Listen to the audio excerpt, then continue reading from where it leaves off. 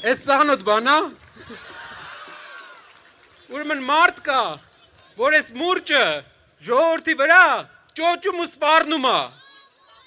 Էսի այսօրվա Հայաստանի խորհրդանիշն է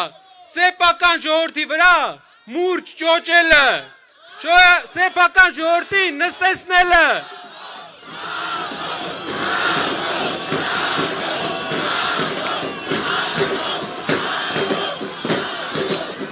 Իսկ որն է վաղվա Հայաստանի խորհրդանիշը։ Էս մուրճը տամ։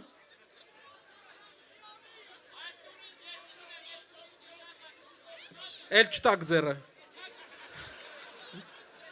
Վաղվա Հայաստանի խորհրդանիշը բահն է, ժողովուրդ։ Բահը։ Բահը շինարարության մասին է։ Բահը կառուցելու մասին է։ Մեր երկրում հողատարածքների կեսը 200,000 հեկտար անտեր է, 8 տարում 40,000 հեկտար անտեր է մնացել։ Վաղվա Հայաստանը, ուժեղ Հայաստանը ծաղկացնելու այդ հողերը, այդ գյուղերը կառուցելու է։ Մեր երկրում հազարավոր մարդիկ չունեն բնակարան, հազարավոր մարդիկ ապրում են Վարձով, Արցախից բռնի տեղ անվածները չունեն բնակարան, Գյումրիում